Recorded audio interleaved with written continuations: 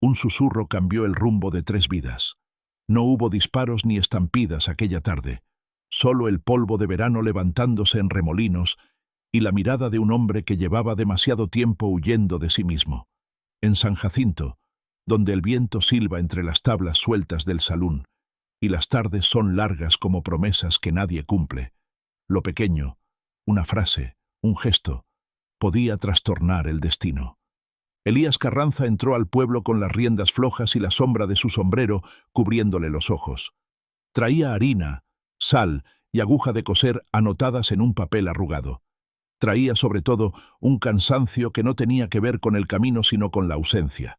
2 niños esperándolo en una casita de adobe junto al arroyo, y la silla vacía al otro lado de la mesa donde antes reía Isabel. Desde que la fiebre se la llevó, Elías movía su vida con la prudencia de quien carga vasos llenos. Nunca hablaba más de lo necesario, y no miraba más de lo conveniente. La carreta, Cárcel estaba deteniéndose frente a la iglesia cuando lo vio. Era un cajón de madera con barrotillos y candados bruñidos por demasiadas llaves, tirado por 2 mulas sin alegría. Dentro, una mujer, el pelo enmarañado recogido de apuro, las manos unidas por una cadena corta que le obligaba a pasos pequeños. Los hombres del alguacil iban alrededor con la desidia del que escolta sacos de harina. No había curiosidad en la gente de San Jacinto. Hacía días que se susurraba que habían pescado a la ladrona de yeguas, una mujer que, decían, se metía en los corrales ajenos como si fueran su cocina. Elías habría seguido de largo. Había aprendido que cada misterio trae factura. Pero cuando la carreta se detuvo frente a la fuente y el alguacil Benicio bajó de un salto para anunciar «Mañana, traslado», la mujer levantó la vista. Lo miró como si lo reconociera de otra vida, y en un momento en que todos miraban al pregonero y nadie a la cautiva, ella avanzó medio paso y, casi sin mover los labios, dejó caer la frase más incongruente que un hombre en el desierto pudiera oír. «Por favor, llévame. Sé cocinar. También puedo ser madre para tus hijos». Elías sintió el golpe de esas palabras donde no esperaba sentir nada. Fue como si bajo el sombrero le hubieran dicho su nombre. Nadie debía de saber de Lucero y Tomás. Nadie salvo los pocos vecinos del arroyo. Aquella frase era una cuerda lanzada desde el abismo. Y sin embargo, la mujer la había dicho con una serenidad extraña, no de quien mendiga, sino de quien ofrece algo a cambio de otra cosa invisible. «Siga caminando, muchacha», gruñó Benicio, tirando de la cadena. «Y usted, forastero, no se ponga delante que hay orden de traslado». Elías no contestó. Apartó el caballo un poco, lo justo para que la rueda no le rozara la pierna. La mujer bajó la vista de nuevo, el juego de quien no llama la atención, pero no sin antes dejarle un destello más, una mueca de cansancio que escondía paciencia, la clase de paciencia que aprende quien ha esperado tanto que ha dejado de contar los días. Esa noche, en la casita del arroyo, Elías hizo sopita de frijoles con un hueso que había guardado para días malos. Lucero, con 8 años, se empeñó en poner la mesa como cuando estaba mamá, y acomodó los platos con una seriedad de adulto que a él le apretó el pecho. Tomás, que tenía 6, bailó alrededor del perro como un potro suelto tentando la risa de su padre. «¿Nos vas a contar cuento, pa?», preguntó, con los ojos brillantes. «Mañana», dijo Elías, y su voz se le salió tosca sin querer. «Mañana les cuento uno largo». Esa promesa, mañana, era lo único que él se permitía a sí mismo. Mañana arreglaría la gotera. Mañana llevaría a la tumba de Isabel un ramo de retama. Mañana buscaría a alguien con manos de mujer que enseñara a Lucero a trenzar su cabello sin tirones. Las palabras de la cautiva persiguieron a Elías hasta que las estrellas se apagaron por cansadas. «Puedo ser madre para tus hijos», había dicho en la plaza. ¿Quién era para atreverse a tanto? A la mañana siguiente, ató al poste el caballo fuera de la pequeña cárcel de San Jacinto. No se veía cola de curiosos ni ruido de borrachos. El calor a esa hora se pegaba a las piedras y hasta los chismes dormían. Benicio le lanzó una mirada de perro viejo. «No es hora de visitas, Carranza». «Traje pan de maíz», dijo Elías, alzando un pañuelo atado con nudo. No era verdad. Adentro solo había pregunta. El alguacil suspiró. La mitad del pueblo respetaba a Elías, y la otra mitad le debía favores pequeños. Arreglaba verjas, ayudaba a parir becerras, sabía arreglar relojes que ya no andaban. Benicio, que no era malo ni bueno sino cansado, le hizo una seña con la barbilla. Dejó que cruzara la puerta sin teatrales. La celda olía a hierro.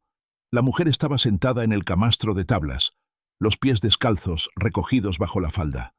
Al verlo, alzó los ojos con ese mismo reconocimiento imposible.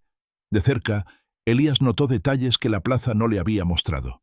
Una cicatriz fina cerca de la sien, la piel tostada no del sol ocioso, sino del trabajo al aire libre, las uñas cortas como de quien no tiene con qué limárselas, y una dignidad sin brillo, terca, como la de un árbol que crece en piedra.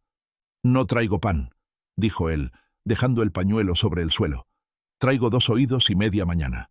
«Es más de lo que nadie me ha traído en semanas», respondió ella, con una voz que sabía decir gracias sin arrodillarse. «Me llamo Rosaura». Elías tardó una respiración en decir el suyo, no porque dudara, sino porque ese Rosaura se le quedó girando por dentro con una familiaridad que no supo colocar en ninguna parte. «Elías, usted tiene hijos». No fue pregunta, fue certeza. No lo adiviné ayer. Se le nota, en cómo mira la puerta, como si faltara gente por entrar. Elías sintió la punzada de ser leído por un extraño y, al mismo tiempo, una extraña gratitud. «2», dijo, porque negar lo evidente era una pérdida de tiempo. «Lucero y Tomás. Bonitos nombres», murmuró ella, y hubo un brillo leve en sus ojos. «Yo tenía uno. Le hice un caballito de madera para que no llorara al dormir». Elías no supo por qué ese detalle, pequeño y tibio, le heló la espalda. «¿Tenía? Lo perdí», dijo Rosaura, y el verbo en su boca sonó como si alguien hubiera arrancado una page del libro y la hubiera lanzado al fuego. «No se me murió, no se me fue. Lo perdí en manos de hombres de buen sombrero y uñas limpias que compran silencio y tierra a precio de mentira. Desde entonces, donde me detengo monto un fogón, doy de comer, pregunto, pago por chismes. Hace 3 años, ando detrás de un rastro que se borra». Elías tragó. A cualquier otra le habría dicho que el mundo está lleno de pérdidas, que no siempre hay regreso. Pero aquella mujer le estaba contando su historia sin adornos, y en ese tono férreo había una verdad más áspera que el polvo. «¿Yeguas robadas?», dijo él, midiendo el terreno. «Eso dicen de usted». Rosaura sonrió sin humor, una línea breve que no tocó sus ojos. «Lo dicen los que venden lo que yo no cuento. Cociné en la carreta azul 2 inviernos enteros. Serví a vaqueros, peones, patrones. Escuché números. Me guardé apellidos. Fui detrás de un hombre que trabajaba en la hacienda Salvatierra. Esa noche alguien perdió una yegua y me dejaron los estribos en la mano. Si no fuera por la gente que no quiere líos, ya estaría al otro lado del río con un peso por cada rumor». Elías conocía a los Salvatierra. Todos los conocían. Tenían tierras hasta donde la vista no alcanzaba, vacas numeradas como cuentas de rosario y un orgullo que no cabía en la plaza. Don Argemiro trataba a la gente como si hubieran nacido dentro de sus alambradas. Cuando decía, «esto es mío», era mejor callarse y apartarse. «¿Y por qué a mí?», preguntó Elías en voz baja. «¿Por qué me dijo lo de mis hijos?». Rosaura lo miró como se mira a un animal que no se deja domar, con respeto y paciencia. «Porque vi su mirada cuando el alguacil habló de mañana. Usted no teme por su pellejo. Teme las consecuencias para los que dependen de usted. Y porque si me deja ir, no me lleva a ninguna parte, Elías. Voy a encontrarlos. A todos. A los hijos que me quitaron y a los hijos de otras que también se los llevaron. Lo he estado buscando sola. Cocino para pagar pistas. Me ofrezco como madre porque no hay palabra que la gente entienda más que esa. Madre. Yo puedo cuidar a los suyos si usted cuida de mí mientras cruzo estos lodos». Las horas tuvieron en ese cuarto la elasticidad de los minutos largos. Elías no le prometió nada.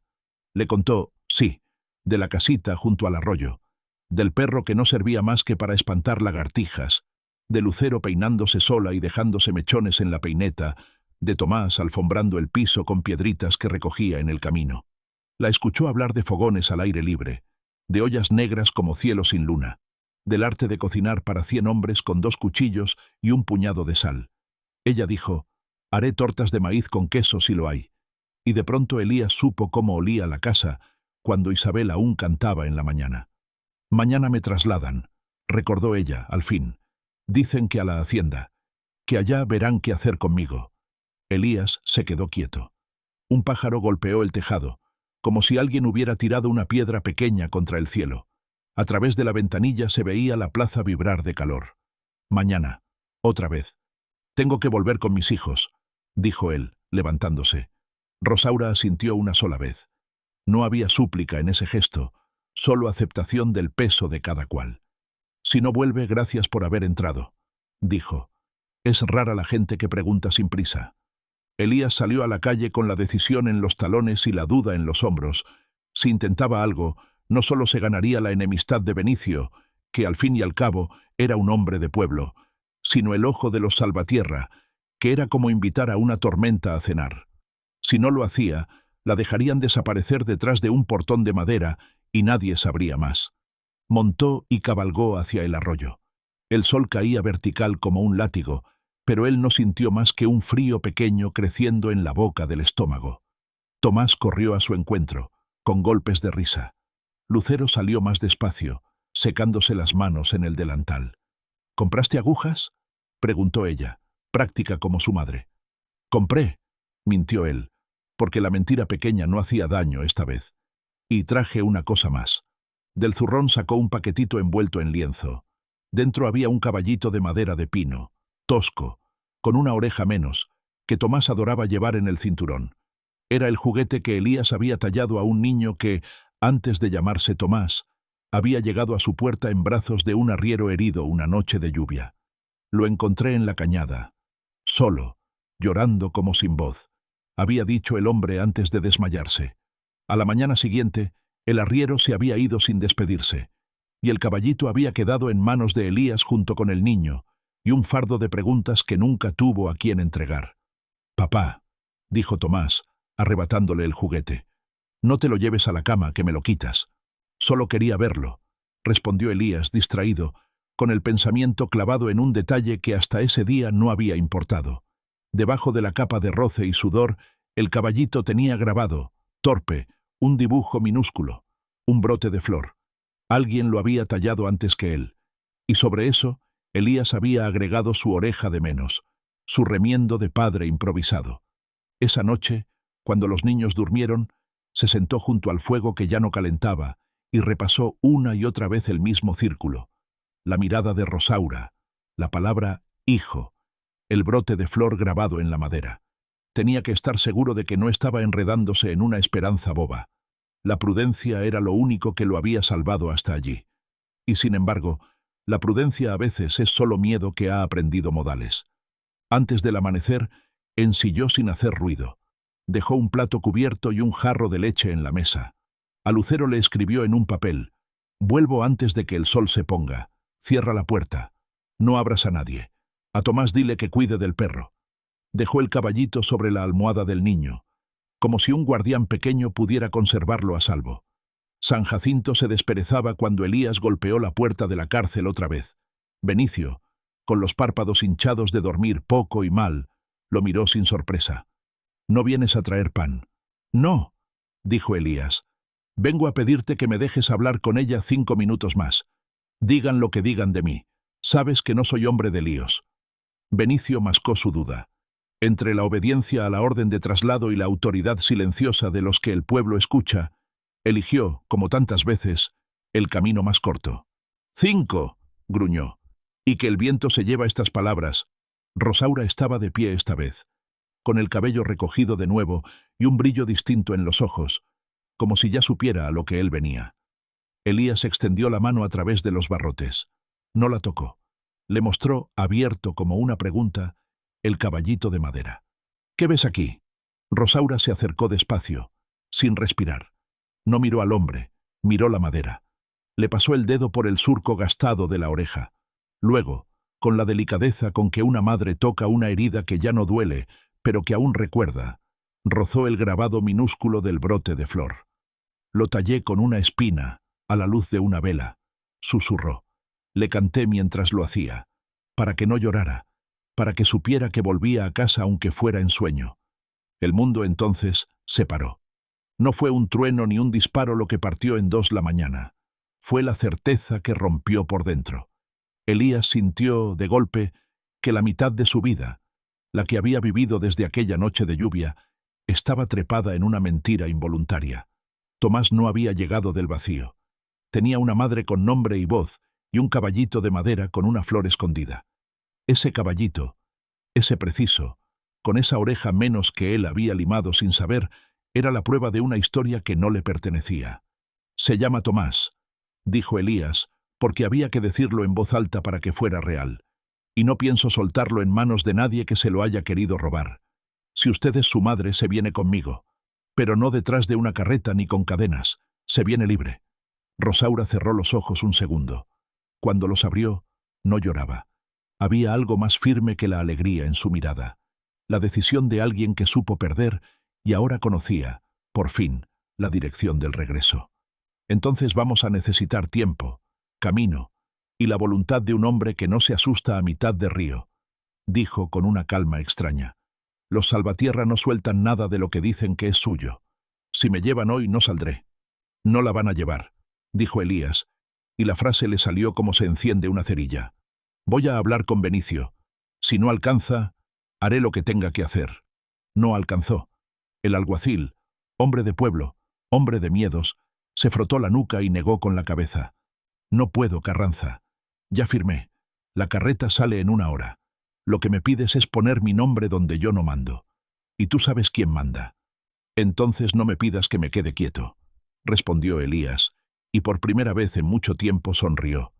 No era una sonrisa de consuelo ni de cortesía. Era una sonrisa breve y peligrosa, de esas que no se ven en hombres que han aprendido a pasar desapercibidos. El rumor corrió tan rápido como el agua cuando se rompe una acequia. «Carranza anda valiente. Carranza se va a meter en líos.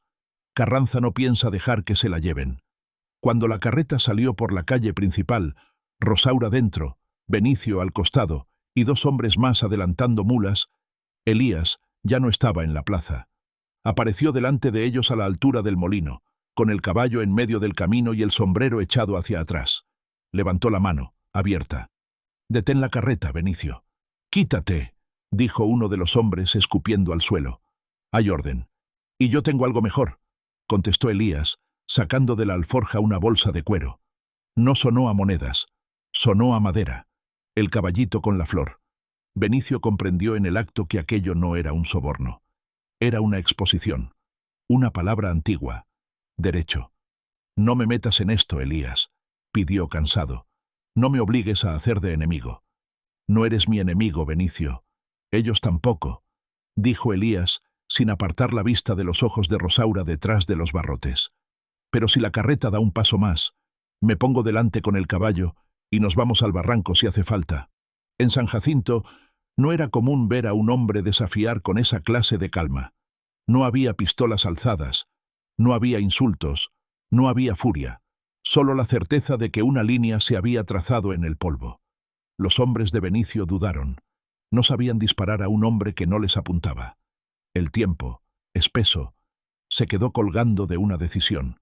Entonces, de la esquina del mercado, una figura salió al trote y se subió a la carreta con movimientos torpes pero resueltos. Era Lucero. Llevaba el vestido mal abrochado y la trenza mordida por el apuro.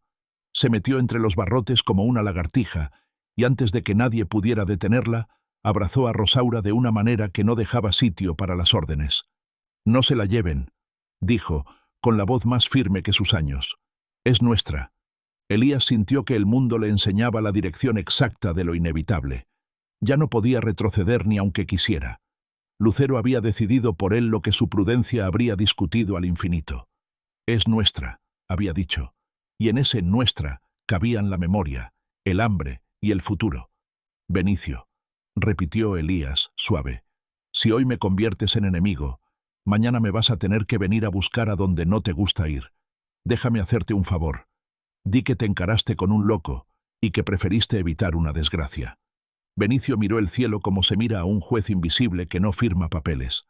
Bajó la vista, tocó la culata con 2 dedos, no para sacarla, sino para recordar que estaba ahí. Luego, hizo algo que le cambió la postura para siempre. Dio un paso atrás. No vi nada, dijo, y no te debo nada. Elías desmontó, abrió el candado con una navaja vieja, aprendida la maña en años de arreglar cosas que no eran suyas, y tomó la mano de Rosaura para ayudarla a bajar. Ella saltó como quien sabe que la tierra puede morder y al mismo tiempo calentar. Lucero no la soltó. El caballito de madera quedó por un segundo en el aire entre los tres. «No esperes agradecimientos», susurró Rosaura, sin apartar la vista del camino. «Lo que empieza hoy no termina en el molino». «Lo sé», dijo Elías. «Empieza en casa». El pueblo los vio irse como se ve un verano romperse, con una mezcla de alivio y miedo. Sabían que San Jacinto no iba a ser igual después del mediodía. Los Salvatierra pedirían cuentas. El viento, que todo lo lleva y todo lo trae, se guardó el rumor para repartirlo en las haciendas cercanas antes de la puesta de sol. Caminaron rápido hasta la casa del arroyo. Tomás salió a la puerta con el perro ladrando alrededor. Se detuvo, clavado, al ver a la mujer. «Hola, Tomás», dijo Rosaura, y su voz se quebró en una sílaba que solo oyen los que han buscado en medio de la noche. «Traigo tus tortas». El niño miró a su padre, el caballito, la mujer. El mundo, una vez más, se hizo lento. Luego sonrió, sencillo, confiado, como sonríen los que aún no saben de deudas ni de alambradas. «Tengo hambre», dijo, rascándose la ceja. «Y el perro también». Rosaura rió con la misma risa que el niño llevaba en los ojos. Una risa con historia. Entró a la casa como quien vuelve a un lugar que imaginó demasiado. Puso agua a calentar sin pedir permiso. Encontró la sal por intuición. Y mientras amasaba, Elías la miró y pensó que el mundo, por fin, había elegido bando. No el más fácil, pero sí el único que valía la pena. El primer aroma de maíz tostado llenó la cocina, cuando un golpe seco en la puerta los devolvió al presente. No fue timidito ni cortés. Fue el golpeteo de quien sabe que, del otro lado, alguien ya entendió el mensaje. No están solos, pero tampoco a salvo. Elías no necesitó mirar por la ventana para saber de quién era ese llamado. Si el rumor había llegado a la hacienda, el capataz de los Salvatierra no tardaría en presentarse con una sonrisa educada y palabras que olían a amenaza envuelta en terciopelo. Elías respiró hondo. La casita de adobe, el perro, la mesa con los platos puestos, el caballito de madera sobre la silla, todo parecía pequeño frente a ese ruido. Pero había, en el interior de esa pequeñez, una fuerza vieja como las encinas. Se volvió hacia Rosaura. Ella secó sus manos en el delantal, miró a Lucero, a Tomás, y asintió apenas. El golpe se repitió. «Ahora sí empezó», dijo ella, sin miedo. Elías caminó hacia la puerta y, justo antes de abrir, tomó el caballito del respaldo con la misma mano con que, en la plaza, se había detenido frente a una carreta. No como arma, no como amuleto, como recordatorio de lo que estaba en juego. No la bravura, sino el derecho. Abrió. El hombre que golpeó la puerta llevaba botas lustradas y una sonrisa de cuero nuevo. Detrás de él, dos peones con la camisa metida en los pantalones y la mano derecha siempre cerca del cinto. Se presentó sin pedir permiso, como si el aire fuera suyo. «Ciro Valdés, capataz de los Salvatierra», dijo, inclinando apenas el sombrero. «Vengo a buscar una propiedad que se nos debe. Una mujer detenida ayer por sospecha de hurto. Orden de traslado. Nada personal». Elías sostuvo la hoja de la puerta con el brazo, de lado, para que Lucero y Tomás no vieran la sonrisa. No era una sonrisa de bienvenida. Era la de quien te dice que el mundo está ordenado y que a ti te tocó el lugar de abajo. «Aquí no hay propiedades», dijo Elías. «Aquí hay gente». Ciro pasó la vista por la habitación. Vio las tortas dorándose, el jarro de leche, el caballito de madera sobre la mesa. Su sonrisa se apretó. «Señora, es tiempo de irnos», dijo, asomándose. «Mientras menos ruido hagamos, mejor para todos». Rosaura lo miró como se mira una puerta vieja para medir cuántos golpes aguanta. «No soy señora de nadie», respondió. «Y si usted me pide con esa voz, peor».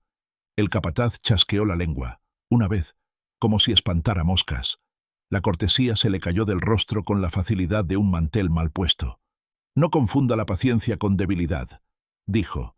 «El patrón quiere verla hoy. Quiere hablar con quien mueve su nombre sin permiso por estos pagos. Dice que usted ha estado diciendo cosas. Quiere escucharle la cara. Dígale que le llevo la comida hasta la puerta, replicó Rosaura, con una calma que no necesitaba elevarse, pero que no le debo mi cuerpo ni mi voz, y que si quiere escuchar, venga a la plaza. Cocinaré para todos al atardecer. Usted, si quiere hablar, también come. Los peones se miraron, sin entender si tocaba reírse o enojarse. Ciro no rió. La sonrisa se le volvió borde de cuchillo. Volveré al atardecer, dijo, con hambre y con orden. Cuando se fueron, el aire quedó vibrando como cuerda tensada. Elías cerró, empujó la tranca y se apoyó un instante en la madera. Lucero sostenía el cucharón con una firmeza que no era de niña. Tomás tocaba el caballito como si midiera su peso. «Van a intentar llevarte hoy», dijo Elías, sin rodeos. «Lo sé», respondió Rosaura. «Por eso hay que llenar primero el pueblo que los corredores de la hacienda. En la plaza, la comida junta lenguas y ojos. La verdad sola hace ruido, pero acompañada hace fuerza». Elías asintió. No era un hombre de discursos. Entendía, sin embargo, la geometría de las decisiones. Si aceptaban el juego en privado, perderían sin testigos. Si lo llevaban a la luz, cada gesto quedaría anotado en la memoria de todos. Tocaron de nuevo a la puerta. Esta vez, 3 golpes y una pausa. El llamado con el que Benicio anunciaba a los suyos cuando no quería que lo vieran entrar. «Me van a colgar por esto», gruñó, apenas adentro. «O peor, me van a invitar a cenar para recordarme quién manda. Pero vengo a decirles algo que no debería decir. Al atardecer, no llegarán solo con hambre. Van a venir con hombres del otro lado del río. Gente sin apellido, que dispara sin preguntar». «¿Puedes pararlos?», preguntó Elías. Benicio negó con la cabeza. Los ojos cansados le brillaron con una vergüenza que no era de cobarde, sino de hombre partido. «Puedo no ver. Puedo llegar tarde. Puedo hacerme el sordo cuando escuche el primer grito. Y puedo decirles otra cosa. Antes de morirse, doña Eusebia me llamó a su cama. La partera. ¿La recuerdan?». Rosaura se enderezó. El nombre se clavó en la habitación como un clavo. «La recuerdo», dijo. Me envolvió al niño con una manta blanca y me dijo: «Dormirá mejor si le cantas bajito». Luego ya no lo tuve. Me dijeron que se lo había llevado un hombre de confianza para curarlo. Lo que se llevaron fue mi vida. Benicio tragó saliva como si fuera un hueso. Doña Eusebia me confesó cosas malas en palabras buenas. Dijo que un patrón grande había comprado silencios, que ella, por miedo y por pan para sus nietos, había participado de un trato. Si alguna mujer sola paría en el campo y el patrón necesitaba un heredero sin llanto, ella hacía de puente. Para no olvidarse, porque hay conciencia que no descansa, tallaba una marca en un juguete de madera que dejaba con el niño. Un brote de flor. Si algún día alguien encontraba ese juguete, sabría que ese pequeño tenía otra historia que contar. Me pidió que, si un día veía la marca en el lugar equivocado, arreglara el camino aunque me costara el puesto. El silencio que siguió fue hondo. No había sorpresa en los ojos de Rosaura, sino una especie de alivio rabioso. Por fin, el monstruo tenía forma. «¿Cuántos?», preguntó, sin levantar la voz. «No lo sé», dijo Benicio, «pero hay baúles que pesan más por lo que guardan que por la madera». Doña Eusebia dijo: «Si un día quieren mirar la verdad, busquen debajo de la escalera del despacho de don Argemiro. No me pregunten cómo lo sé, porque entonces no podré negarlo. Solo les digo, si van, no vayan por la puerta grande. Y si lo van a hacer, háganlo antes del atardecer, porque al atardecer el hambre trae fusiles». Elías miró el caballito. La flor tallada lo miró de vuelta. A veces el destino se explica con una sola astilla de pino. «Lucero», dijo, «te quedas con Tomás y cierras la puerta. Si alguien golpea y no soy yo, te escondes debajo de la cama. No abras a nadie que traiga sonrisa». «No me dejes», dijo Lucero, sin lágrima, con orden. «Si no vuelves, yo voy». «Vuelvo», prometió Elías, y esta vez la palabra no fue un consuelo, fue una dirección. Rosaura tomó un pañuelo, lo ató firme a la cabeza y se calzó los zapatos que Benicio había traído, agotados, del almacén del viejo Zacarías. No hubo ceremonia. Salieron por detrás, campo traviesa, dejando la traza rota con un saco arrastrado para confundir huellas. El perro los siguió hasta el alambrado y se quedó mirando, como si entendiera que lo que se iba era más grande que dos figuras a contraluz. El camino a la hacienda Salvatierra, hecho de polvo pisado por vacas y promesas, se abrió frente a ellos con una quietud peligrosa. Los ondulados de la tierra escondían hombres y chismes. Cruzaron un arroyo seco. Se agacharon detrás de un nopal. Esperaron a que pasaran dos peones con reatas al hombro y cantos rotos. Rosaura caminaba como quien sabe moverse sin hacer notar el paso. Elías, detrás, contaba respiraciones para que ninguna saliera de más. Llegaron al paredón trasero de la casona, cuando el sol empezaba a afilar sombras. La escalera del despacho de don Argemiro se adivinaba por la ventana abierta, con cortinas blancas que respiraban la brisa como un pecho dormido. El patio olía a cuero y a cal viva. En un rincón, dos gallos se medían sin tocarse. Por ahí, susurró Benicio, que los había alcanzado sin que lo escucharan. Yo voy a dar vueltas por la entrada grande para distraer. 3 preguntas tontas que alarguen un cuarto de hora. Después, cada uno sabrá lo que hace o lo que no. Elías y Rosaura se pegaron a la pared como una sombra nueva. Un niño cualquiera habría creído que jugaban. Nosotros sabemos que jugaban con fuego. Levantaron una tabla suelta donde el reboque se había descascarado por el sol. Detrás, como había anunciado la partera, un hueco. Dentro, un baúl corto, de madera vieja, sin cerradura visible. Elías metió los dedos y tiró. El baúl se deslizó como si hubiera estado esperando ese tirón desde hacía años. Pesaba como la culpa. «Rápido», dijo Rosaura. Levantaron la tapa. El olor, antiguo, fue a cuero nuevo y a cuna. Había dentro muñecos toscos, un par de sonajas, pedacitos de tela con borde bordado y una docena de caballitos como el de Tomás, todos con la misma marca. El brote de flor tallado torpe, idéntico en su torpeza. Rosaura apoyó la frente en la madera un segundo, como quien besa un nombre en una lápida. No lloró. Alzó uno, luego otro, como si leyera los nombres que la madera callaba. Elías contó sin contar. 12 marcas. 12 historias arrancadas. «Ya está», dijo, y su voz traía un temblor que había aprendido a ocultar. «No nos podemos llevar el baúl. Nos llevamos uno y la verdad completa». «No», dijo Rosaura. «Nos llevamos varios. Que se note el hueco de la escalera. Que cuando vengan de noche a revisar, no encuentren consuelo». Tomaron 4 caballitos. Los envolvieron en el pañuelo. Dejaron la tapa mal cerrada, a propósito. Volvieron a colocar la tabla con la impaciencia de quien sabe que el corazón no aguanta 2 sustos seguidos. Cuando estaban por deslizarse hacia el paredón, una voz los clavó al suelo. «¿Qué es lo que creen que hacen?» Don Argemiro Salvatierra no era un hombre alto, pero ocupaba mucho espacio. Llevaba un chaleco de hilo claro y un reloj de cadena que brillaba al sol como una intención.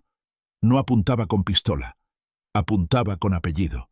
«Busco lo mío», dijo Rosaura, con una tranquilidad que solo tienen los que han visto la tempestad venir desde lejos. «Y lo suyo no se guarda detrás de una escalera». «Lo mío», repitió Argemiro saboreando la palabra.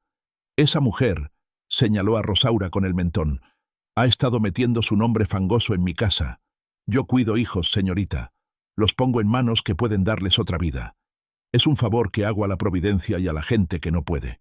¿Quiénes son ustedes para arrebatar lo que yo ordené por el bien de todos?» Elías dio un paso, medio paso apenas. No se le notó en los pies, se le notó en la espalda. «Yo soy el hombre que ha criado a un niño que ustedes quisieron convertir en favor», dijo. «Y ese niño tiene madre. No le debe la vida a su apellido ni a su escalera». «Ah, ¿sí?» Argemiro rió corto. «¿Y con qué van a probar lo que gritan? ¿Con muñequitos de madera?» Alzó el mentón hacia 2 hombres que aparecieron por la galería. «Llévenlos al cuarto y hagan que se les pase la inspiración». Ciro Valdés, que había aparecido al costado, no dio el paso. Se quedó a medio gesto, con la boca lista para la orden y los ojos clavados en la ventana alta donde, sin que nadie lo hubiera llamado, se asomó una mujer pálida con el pelo recogido y las manos arrugadas. Era doña Lucrecia, la esposa de Argemiro, la que bajaba al pueblo una vez por año y nadie sabía qué patrón tenía su tristeza. «Basta», dijo Lucrecia, y su voz, sin subir, cortó la luz. «Argemiro, abre el baúl. Hazlo delante de todos». «Lucrecia», Vuelve adentro, dijo él, suave y peligroso. Este no es asunto de sala, es asunto de campo. Y de cama, dijo ella, sin temblor, porque cuando no pudimos tener hijos, tú dijiste, hay maneras. Y esas maneras huelen a miedo y a leche cortada. Eusebia bordó flores en juguetes para poder dormir. Yo los escondí, y desde entonces como pan sin sal. Abre el baúl. El silencio se convirtió en plaza, aunque estuvieran en un patio. Ciro miró a su patrón, midió la línea de su propia supervivencia, y por primera vez en 10 años, respiró sin sonrisa. Argemiro, con gesto de quien concede, caminó hacia la escalera. Levantó la tabla, abrió la tapa. Vio el hueco, vio los faltantes, vio el espejo que no quería ver. Han robado en mi casa, dijo, lastimado en el orgullo más que en la carne. Y por eso pagarán. No hemos robado, dijo Elías. Hemos reconocido. Un murmullo cercano se volvió varios pasos. Benicio había hecho su parte. Había alargado 3 preguntas y de paso había traído a 4 vecinos que fingían buscar una mula perdida. Y detrás de esos 4, 2 más. Y detrás, el rumor entero de San Jacinto. En minutos, la galería y el patio fueron ojos. Nadie gritó. El silencio era más fuerte. Rosaura sacó del pañuelo un caballito. El brote de flor tallado brilló como se puede brillar sin luz. «Este es el mío», dijo. «No tiene que decirlo nadie más. Yo lo reconozco con las manos. Y si usted, patrón, quiere saber cuántas madres más tienen manos listas, vaya a la plaza al atardecer. Voy a cocinar. Y cada mujer que haya llorado en silencio traerá su juguete, o su manta, o su recuerdo, y lo pondrá sobre la mesa. Coma usted, patrón. Trague lo que haga falta tragar». Argemiro abrió la boca para ordenar algo que nadie quería ejecutar. Ciro no se movió. Los peones pesaron sus lealtades como se pesa un saco de maíz, una balanza que a veces se inclina por el lado que da comida, a veces por el que da sueño. Doña Lucrecia cerró la ventana y no volvió a asomarse. Hay decisiones que se toman hacia adentro y no necesitan testigos. «Váyanse», dijo por fin Argemiro con un hilo de voz. «Hagan su teatro. El hambre, al fin, siempre vuelve a mi mesa». «A veces el hambre aprende otro camino», replicó Elías, y no era bravata, era una promesa. Bajaron por donde habían subido, no corrieron. No huir también es una manera de luchar. Benicio los alcanzó a la altura del agave viejo. «No los puedo proteger», dijo, con la honestidad de quien entrega su única moneda. «Pero al atardecer voy a estar en la plaza. No voy a mirar al cielo». En la plaza, Rosaura prendió 3 fogones con la ceremonia de una misa sin cura. Las ollas negras se llenaron de masa y de historias. El aceite chisporroteó como si hablara. La gente fue llegando poco a poco, al principio por curiosidad, luego por una especie de obligación de la sangre. Ella cocinaba con un ritmo que no había aprendido en ninguna escuela, el que se adquiere alimentando a hombres cansados y niños con sueño. Elías cortaba queso, Lucero servía agua, Tomás corría con el perro sin alejarse de la falda de su madre, como si un hilo invisible los uniera. Cuando el sol se hinchó de naranja en el borde del cerro, apareció la figura de Ciro con 5 peones detrás.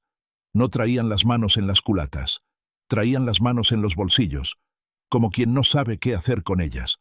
Los siguió, con el paso lento de la gente que se cree paisaje, el propio Argemiro. Doña Lucrecia no vino, o quizá vino en forma de viento. Rosaura puso la primera tanda de tortas sobre un mantel blanco. No habló, no hizo señal. La gente sabe cuándo entrar en una música aunque no haya ensayo. Una mujer depositó sobre la mesa una sonaja de cascabel sin cascabel. Otra, un retazo con flores bordadas a medio terminar. Un viejo puso una cinta azul descolorida que no era suya, y dijo en voz baja, «Se la guardé a una muchacha que no volvió». Un peón delgado, que había trabajado 3 años en la hacienda, sacó de su sombrero un caballito igual al de Tomás y lo dejó con cuidado, como si dejara un pajarito. Alguien, lejos, comenzó a rezar sin palabras. Benicio se quitó el sombrero y lo sostuvo contra el pecho. Habló poco, que es como se debe hablar cuando se confiesa el pecado ajeno. Doña Eusebia me pidió que arreglara un camino. Dijo, «Hoy empieza». Elías alzó el caballito de Tomás. No lo alzó como bandera, sino como se alza a un hijo cuando da sus primeros pasos, para que vea. No queremos sangre, dijo. Queremos que todos sepan, y que quien vea esta mesa entienda que hay cosas que no se compran, ni con ganado, ni con agua, ni con apellido. Si alguno tiene miedo, váyase con la barriga llena. Nadie lo va a mirar de feo. El miedo no es pecado, pero quedarse callado sabiendo, eso sí ensucia el alma. Ciro, que no era cobarde pero sí práctico, se acercó a la mesa despacio. Miró los juguetes, miró a su patrón, miró al pueblo. En esa suma, encontró su respuesta.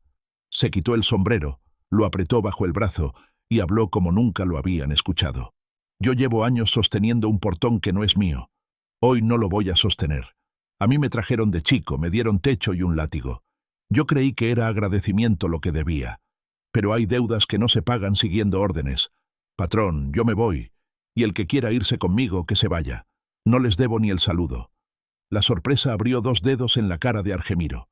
No gritó, no pateó. Una estampa de hombre que se cree árbol puede quebrarse sin ruido. Se dio media vuelta y caminó hacia la iglesia, no a rezar, que cada quien sabe cómo arregla su conciencia, sino a desaparecer por una calle lateral como los que no encuentran su silla cuando vuelven a la mesa. La plaza quedó con la luz de las brasas. La gente comió. El hambre, como había dicho Elías, aprendió otro camino. Esa noche nadie durmió temprano. Hubo charlas en voz baja en los zaguanes, una guitarra tímida que no se animó a canción y perros que ladraron a sombras que no llevaban peligro. En la casita del arroyo, Rosaura acomodó a Tomás y le cantó bajito, la misma tonada de cuando lo talló a la luz de una vela. Elías se sentó en el umbral con el caballito en la mano. Lucero se quedó dormida con la trenza deshecha, la cabeza en el regazo de su padre. Antes de medianoche, tocaron una sola vez a la puerta. No fueron 3 golpes y una pausa. Fue un golpecito de costumbre, como los que da el viento cuando quiere entrar. Elías abrió con precaución. Benicio estaba en el umbral, muy derecho, como los hombres cuando deciden una cosa. «Mañana no voy a ser alguacil», dijo. «No me van a despedir. Yo me voy. Estoy cansado de guardar la puerta equivocada. Si necesitan a alguien que sepa escribir papeles, yo sé. Si necesitan a alguien que sepa escuchar chismes sin perder lo importante, también. Si necesitan que alguien se quede en la plaza cuando ustedes salgan a buscar a los otros, yo me quedo». «¿Los otros?», preguntó Elías. «No crean que el baúl tenía todo», contestó Benicio. «A veces las cosas malas se meten en otros baúles. Van a tener que caminar. Van a tener que preguntar. Y van a tener que perdonar a algunos que hicieron de puente sin entender qué río cruzaban». Rosaura asintió con los ojos. No había venganza en su gesto. Había tarea. «Mañana voy a dejar tortas en casa de cada mujer que puso algo sobre esa mesa», dijo. «Y les voy a preguntar si han visto flores talladas. No voy a prometerles milagros. Voy a prometerles camino». Elías miró a sus hijos dormidos y supo, con una claridad que asusta, que la prudencia que lo había salvado hasta allí debía aprender una valentía nueva. No de balas, de pasos. A la mañana siguiente, la hacienda Salvatierra despertó con la mitad de sus peones trabajando al mismo ritmo, pero con el corazón mirando a otro lado. Ciro se fue con 3 de los suyos a un rancho pequeño, donde la sombra no olía a orden. Don Argemiro, encerrado en el despacho, vio, por primera vez, las paredes como barrotes. Nadie fue a invitarlo a la plaza. Nadie fue a pedirle permiso para abrevar el ganado en el arroyo. No se quemó un portón, ni se volteó una cerca. No hizo falta. El peor castigo para un hombre como él fue el silencio de los otros. Rosaura dejó tortas, recogió nombres, escuchó historias con los ojos y con la palma de la mano sobre la mesa, para que el dolor, al salir, no se sintiera solo. En el hueco de la escalera de la casona, quedó la forma del baúl como un diente arrancado. Quien entraba a limpiar, fingía no verlo, pero todos lo veían. Esa tarde, cuando el sol bajó con ese cansancio que solo tienen los soles de verano en tierras altas, Elías caminó con Rosaura hasta la tumba de Isabel. Llevó un ramo de retama. Él no hablaba con las piedras. Ponía cosas sobre ellas, y eso era su manera de decir. Rosaura dejó junto al ramo uno de los caballitos con la flor. No el de Tomás, otro, como quien deja una prueba a la mujer que no conoció y sin embargo le cambió la vida. «Gracias», dijo apenas, por haberlo cuidado mientras yo aprendía el nombre del camino. El viento movió la retama, y uno puede jurar que hubo una risa suave entre las hojas. Cuando bajaron al arroyo, Lucero ya tenía la mesa puesta. Tomás corrió hacia ellos, con el perro como sombra. Traía en el cinturón el caballito con la flor y en el bolsillo una piedrita brillante que decía que había descubierto tesoros propios. «¿Mamá? ¿Hoy hay cuento?», preguntó, con la sencillez de quien encontró su sitio en una palabra. Rosaura lo miró y, sin pedir permiso a nadie, respondió con lo que se responde cuando se han ganado dos batallas el mismo día, la de afuera y la de adentro. «Hoy hay cuento», dijo, «de un niño que supo volver, de un hombre que aprendió a quedarse y de un pueblo que decidió comer en la misma mesa». Elías, que no era de palabras, asintió. Sirvió agua. Partió el pan. No hubo brindis, no hubo discurso. Hubo, sí, una certeza, que de ahora en adelante, cada vez que alguien intentara mover una vida como si fuera un mueble, la plaza volvería a llenarse, el aceite volvería a hablar, y las manos, juntas, volverían a trazar en el polvo la flor de Eusebia, no como marca de dolor, sino como señal de regreso. No hubo tiros esa noche. Nadie necesitó contar muertos para saber que había justicia. En San Jacinto, las cosas empezaron a acomodarse no por decreto, sino por costumbre. Cuando algún forastero preguntaba «¿Quién manda aquí?», el cantinero levantaba los hombros y decía «El que pone la mesa». Elías y Rosaura no se casaron en iglesia ni ante nadie que llevara un libro de tapas duras. Se prometieron frente al arroyo, con el perro como testigo y los grillos de coro. Ella fue madre de Lucero con trenza y de Tomás con caballito, y fue Rosaura de sí misma, que es la condición primera. Él fue padre y compañero, y aprendió, por fin, que la prudencia también sabe caminar al lado del coraje sin pelearse. La última vez que Ciro Valdés pasó por la plaza, dejó sobre la mesa un papel doblado. Adentro, un dibujo tosco, el plano de un corral en una hacienda lejana, con una flecha. En la punta, la flor de Eusebia. No traía firma, no hacía falta. Hay caminos que se anuncian con la discreción de los que ya saben a dónde llevan. Elías guardó el papel en el bolsillo. Miró a Rosaura. Ella estaba encendiendo el fogón. Él, al lado, puso a calentar el agua. No hubo palabras. Hubo, otra vez, dirección. Y si alguien quiere saber qué pasó con don Argemiro, basta decir esto. Aprendió a vivir con la puerta cerrada desde adentro. Descubrió que la mesa más larga no sirve si nadie se sienta. Y, de vez en cuando el viento traía olor a maíz tostado, se le pasmaba la mano en la cadena del reloj. En San Jacinto, la gente empezó a tallar pequeñas flores en la madera por costumbre, no para recordar el dolor, sino para que ningún niño volviera a perderse en manos de los que confunden favor con robo. Cada flor era un aquí, y cada aquí era una victoria sin fusiles. La historia, dicen, no terminó ese día, porque hay caminos que se alargan como las tardes, y todas las tardes, al ponerse el sol, alguien prende un fogón.